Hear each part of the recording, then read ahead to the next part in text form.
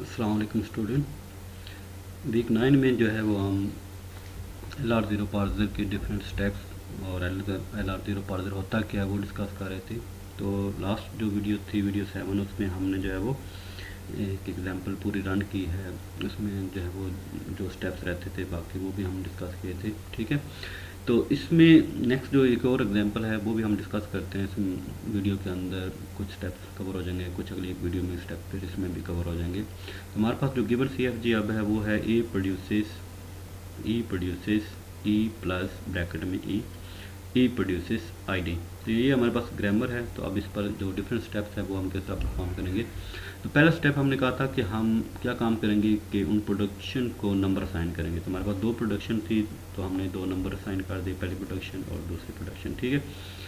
उसके बाद फिर हमने कहा था कि हम ऑगमेंटेड ग्रामर जो है वो किस तरह बनती है वो बनाएंगे। तो हमने कहा था कि जो हमारे पास जो ग्रामर थी उसका जो स्टार्ट सिंबल था उसको हम नए एक सिंबल से प्रोड्यूस करेंगे। तो हमने E- एक नया सिंबल यूज़ किया, उससे हमने उस वाले ई को प्रोड्यूस किया, ठीक है। तो ये E- जो है वो हमारे पास जो है वो ऑगमेंटेड इसमें प्रोडक्शन हमने ऐड कर दी है, नई प्रोडक्शन इसमें ऐड की, ठीक है। तो अब इस जो ऑगमेंटेड ग्रामर थी इसको यूज़ करते हुए हमने कहा था कि हम कैनोनिकल कलेक्शन वाला जो है वो काम करेंगे। तो इसमें भी हमने वही काम करना है जो हमने पहले वाली एग्जांपल में मैंने कहा था कि एक रूल आपने याद रखना है कि सबसे पहले जो आपने E- या जो आपने ऑगमेंटेड प्रोडक्शन थी उसको आपने यहाँ पर लिखना है इस स्टेट पर और यहाँ से स्टार्ट करना है। तो इस प्रोडक्शन को जब आपने लिखा और फिर उसके बाद आपने डॉट जब उसमें ऐड किया तो हमने कहा था कि ये एक LR0 आइटम बन जाता है, ठीक है। तो LR0 आइटम जब बन गया फिर हमने कहा था इस पर देखना है कि क्या क्लियर अप्लाई हो सकता है कि नहीं हो सकता, ठीक है। तो हमने कहा था कि जब भी डॉट के बाद कोई नॉन टर्मिनल आएगा तो फिर उस पर क्लियर अप्लाई होगा। तो क्लियर किस तरह अप्लाई करना है कि डॉट के बाद जो नॉन टर्मिनल था उसकी प्रोडक्शन जो थी, ये वाली जो प्रोडक्शन हमारे पास गिवन थी उसमें आपने देखना है कि उसकी जो प्रोडक्शन थी वो दोनों आपने ऐड कर दें, दो हैं या एक हैं या जितनी भी है ना। तो डॉट के बाद टर्मिनल जो नॉन टर्मिनल जो भी होगा उसकी जितनी भी प्रोडक्शन होंगी वो आपने स्टेट में ऐड कर देनी है। और जो प्रोडक्शन आप ऐड करेंगे उसमें भी आपने क्या करना है, उनके स्टार्ट में डॉट लगाना है, ठीक है। तो अब जो नई प्रोडक्शन आप ऐड कर चुके होंगे तो उसमें भी फिर आपने देखना है कि क्या डॉट के बाद नॉन टर्मिनल है या टर्मिनल है। तो अगर यहाँ पर देखें कि दोनों केस हैं कि डॉट के बाद नॉन टर्मिनल भी है, यहाँ पर डॉट के बाद टर्मिनल भी है। तो हमने कहा था कि अगर डॉट के बाद टर्मिनल होगा तो फिर क्लियर अप्लाई नहीं होगा और अगर डॉट के बाद नॉन टर्मिनल होगा तो फिर क्लियर अप्लाई होगा। तो यहाँ पर देखें तो डॉट के बाद दोबारा से हमारे पास जो है वो एक नॉन टर्मिनल आ गया, ठीक है। तो ये नॉन टर्मिनल ई ही है।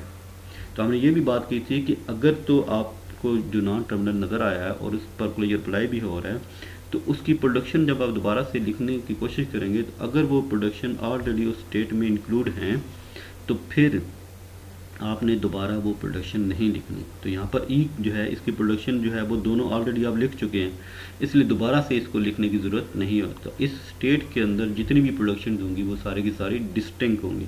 जिस तरह सेट के अंदर सारे एलिमेंट डिफरेंट होते हैं तो यहाँ पर भी डिफरेंट ही प्रोडक्शन होंगी, ठीक है। तो पहली स्टेट हमारी कंप्लीट होगी। तो डॉट के बाद ई था तो ई की ऑलरेडी प्रोडक्शन थी तो इसलिए हमें दोबारा प्रोडक्शन की लिखने की ज़रूरत नहीं पड़ी। डॉट के बाद ID टर्मिनल था तो इस यहाँ पर क्लियर अप्लाई होगा। फिर अगला स्टेप ये था कि हमने कहा था कि डॉट के बाद आपने देखना है कौन कौन से डिफरेंट सिंबल आ रहे हैं, यानी कि यहाँ पर भी ई आ रहा है, यहाँ पर भी ई आ रहा है, यहाँ पर ID आ रहा है। तो जितने भी डिफरेंट टाइप के सिंबल्स होंगे इतने आपने आउट गोइंग इस पर ट्रांजिशन करनी है, जिस तरह हम FSA के अंदर ट्रांजिशन करते हैं, ठीक है। तो अब E की एक ट्रांजिशन होगी और एक ID की होगी। तो E की ट्रांजिशन जब आपने की तो एक E की प्रोडक्शन जो है E की ये वाली ट्रांजिशन ये वाली प्रोडक्शन में आ रहा है और एक ये वाली प्रोडक्शन में आ रहा है, ठीक है। तो डॉट के बाद दो डिफरेंट सिंबल आ रहे हैं, एक E आ रहा है और एक ID आ रहा है। तो दो हमने आउटगोइंग ट्रांजिशन कर ली, ठीक है, या आउटगोइंग एजेस हमने यूज़ कर ली। तो E से देखिए हमारे पास यहाँ पर हमने दो प्रोडक्शन लिखी है। तो एक डॉट के बाद E यहाँ पर आ रहा था, एक डॉट E के बाद यहाँ पर आ रहा है। ये दोनों प्रोडक्शन आपने यहाँ पर लिखी और क्योंकि जो है वो E रीड हो चुका था तो अब डॉट जो है वो एक करेक्टर आगे मूव कर जाएगा। तो यहाँ पर E के बाद डॉट आ जाएगा, यहाँ पर भी E के बाद डॉट आ जाएगा, ठीक है। तो अब यहाँ पर भी देखें डॉट के बाद कोई सिंबल नहीं आ रहा तो इस पर क्लियर अप्लाई नहीं होगा। यहाँ पर डॉट के बाद प्लस आ रहा है, प्लस एक टर्मिनल है तो इसलिए भी यहाँ पर जो है वो क्लियर अप्लाई नहीं होगा। इस तरह ये वाली जो लास्ट वाली प्रोडक्शन है ID वाली, तो इसमें भी ID को जब रीड किया तो हमारे पास ये प्रोडक्शन नहीं बन जाएगी, E प्रोड्यूसेस ID और डॉट एंड पर आ जाएगा। तो यहाँ पर भी डॉट एंड पर आ गया, इसका मतलब है इस स्टेट से नेक्स्ट आउट गोइंग जो है वो कोई भी एज नहीं होगा। तो ये वाली स्टेट है, इसमें यहाँ पर डॉट था तो ये वाली प्रोडक्शन तो नेक्स्ट मूव नहीं करेगी, लेकिन यहाँ पर देखें डॉट के बाद प्लस आ रहा है तो प्लस सिंबल रीड हो सकता है। ठीक है, तो हमने फिर क्या काम किया, ये स्टेट नंबर 2 से प्लस सिंबल रीड करके नेक्स्ट स्टेट नंबर 4 बनाई। तो ये वाली प्रोडक्शन प्लस रीड होने के बाद इस फॉर्म में आ जाएगी कि प्लस के बाद आपके पास डॉट आ जाएगा। ठीक है, अब यहाँ पर देखें प्लस के बाद डॉट आ गया, तो डॉट के बाद स्टार्टिंग ब्रैकेट आ गया। तो स्टार्ट ब्रैकेट वाला सिंबल हमने रीड किया, ये वाला।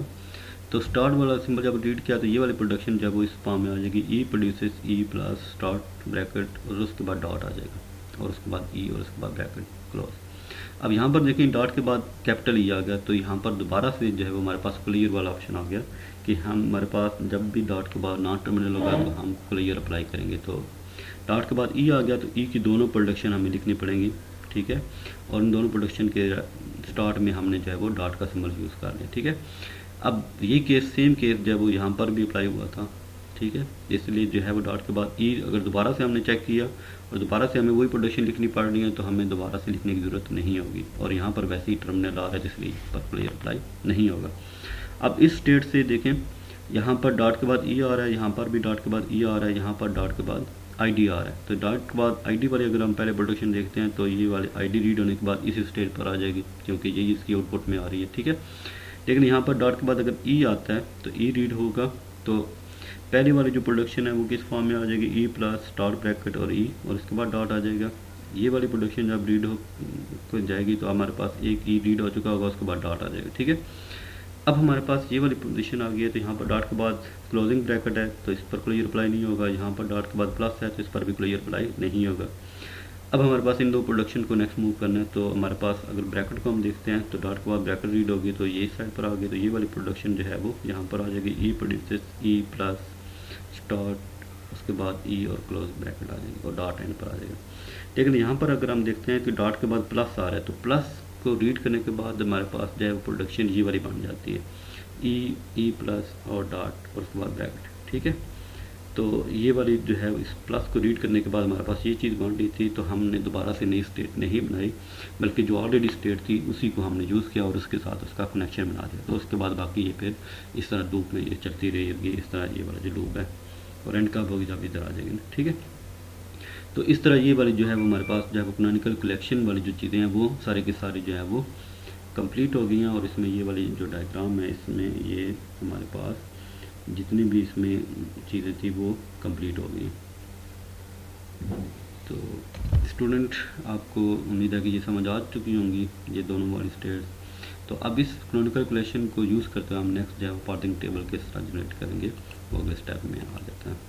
तो अब ये वाली जो हमारे पास डायग्राम बन चुकी थी इसको हमने पार्सिंग टेबल में किस तरह कन्वर्ट करना था। हमारे पास जो प्रोडक्शन थी उनको हमने नंबर भी साइन कर दिए थे 1 और 2। ठीक है, और यहाँ पर हमने R1 और R2 का नाम दे दिया। तो हमने कहा था कि पार्सिंग टेबल में आपने एक स्ट्रक्चर पहले बनाना है, स्टेट्स का एक कॉलम बनाना है जितनी भी इसमें स्टेट्स होंगी। ठीक है, एक्शन पार्ट में हमने कहा था कि जितने भी इसमें ग्रामर के अंदर टर्मिनल्स होंगे, इसमें देखें कि प्लस का टर्मिनल है, ब्रैकेट स्टार्ट और क्लोजिंग ब्रैकेट है, आईडी है, तो ये 4 इसमें आपके पास जो है वो टर्मिनल्स हैं और एक एक्स्ट्रा टर्मिनल आपने डॉलर का यूज़ करना है। ठीक है, तो हमारे पास एक ही इसमें नॉन टर्मिनल था, ई था, तो वो हमने गो टू पार्ट में लिख लिया। ठीक है, तो पहला स्टेप हमने कहा था कि आपने क्या काम करना है कि स्टेट्स की वाले कॉलम में जितनी भी स्टेट नंबर्स होंगी वो आपने लिख लेनी है। फिर दूसरे नंबर पर हमने कहा था कि हर स्टेट पर आपने देखना है आउट गोइंग एजेस कौन कौन से हैं। ठीक है, तो फर्स्ट स्टेट पर देखें कि कैपिटल ई के साथ 2 स्टेट पर जा रहा है, तो हमने स्टेट नंबर 1 से कैपिटल ई के साथ 2 नंबर स्टेट पर चले गए। ठीक है, और फर्स्ट स्टेट से आईडी के साथ कौन से स्टेट पर जा रहे हैं 3 पर, तो हमारे पास 1 स्टेट पर आईडी के अगेंस्ट 3 आ रहा है तो शिफ्ट 3। ठीक है, टर्मिनल के अगेंस्ट शिफ्ट वाला आएगा और ना टर्मिनल के अगेंस्ट जो है वो गो टू पार्ट में इंटरेस्ट होंगे। ठीक है, स्टेट नंबर 2 पर आ गए। स्टेट नंबर 2 पर देखें तो पहली प्रोडक्शन तो ख़त्म हो चुकी है, डॉट एंड पर आ चुका है। दूसरी प्रोडक्शन के अगेंस्ट हम देखते हैं तो वो 4 पर नेक्स्ट मूव हो रही है प्लस के साथ। तो हमने क्या देखा, स्टेट नंबर 2 प्लस के टर्मिनल के साथ वो कौन सी स्टेट पर जा रही है, S4 पर जा रही है, तो वो हमने लिख दिया। ठीक है, इस तरह हमारे पास जो है वो 3 से आउट गोइंग नहीं थी तो इसको स्किप कर दें। ठीक है, उसके बाद 4 पर आ जाएँ। 4 से आउट गोइंग हमारे पास एक ऐज जा रहा है स्टार्ट ब्रैकेट वाला, 4 से स्टार्ट ब्रैकेट पर कौन सी स्टेट पर जा रही है 5 पर, तो हमने इसमें शिफ्ट का ऑपरेशन लिखा है S5। ठीक है, 5 स्टेट पर हमारे पास जो 2 आउटगोइंग है, एक हमारे पास 3 पर जा रही है और एक हमारे पास 6 पर जा रही है। तो आईडी के साथ 5 स्टेट पर आईडी के साथ 3 पर जा रही है तो हमने S3 लिख दिया, ठीक है। और 5 पर हमारे पास 5 स्टेट पर हमारे पास आईडी के साथ 3 पर जा रहा है तो हमने 5 स्टेट पर S3 लिख दिया आईडी के अगेंस्ट, और E के साथ 6 पर जा रहा है तो हमने 5 पर E के अगेंस्ट 6 की एंट्री कर दी। 6 पर देखते हैं तो 6 पर क्लोजिंग ब्रैकेट के साथ 7 पर जा रहा है तो हमने 6 स्टेट पर क्लोजिंग ब्रैकेट में से S7 लिख दिया। 6 से प्लस के साथ S4 4 स्टेट पर जा रहा है तो हमने S4 लिख दिया, ठीक है। अब 7 जो स्टेट है उसमें नेक्स्ट कोई नहीं आ रही तो हमने S का ऑपरेशन नहीं परफॉर्म किया। तो रेड वाली जो एंट्रीज है वो मैंने कहा था कि जब भी हमारे पास स्टेट जो होंगी जिनमें प्रोडक्शन के एंड पर डॉट होगा तो वहाँ पर जो है वो ये रेड वाली एंट्रीज आएंगी ना, ठीक है। तो रेड वाली एंट्रीज देखें स्टेट नंबर 2 में आ रही है। तो 2 में हमने कहा था कि जब भी जो एगमेंटेड प्रोडक्शन हमने ऐड की थी वो वाला केस अगर इसमें आता है तो यहाँ पर हमने क्या करना है, 2 स्टेट के डॉलर वाले कॉलम में एक्सेप्ट लिखेंगे। 2 स्टेट के डॉलर वाले कॉलम में हमने एक्सेप्ट लिख दिया, ठीक है।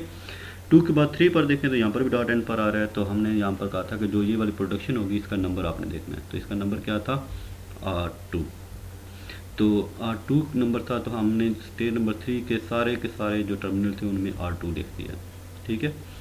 इस तरह हमारे पास जो है वो स्टेट नंबर जो 7 है इसमें भी हमारे पास डॉट एंड पर आ रहा है। तो यहाँ पर जो ये वाली जो प्रोडक्शन थी ये कौन सी थी, प्रोडक्शन R1 की थी। तो हमने स्टेट नंबर 7 के अगेंस्ट सारे के सारे जो है वो R1 की एंट्रीज कर दी जो टर्मिनल वाली साइड है, ठीक है। तो इस तरह ये वाला हमारा टेबल जो है वो कंप्लीट हो जाएगा।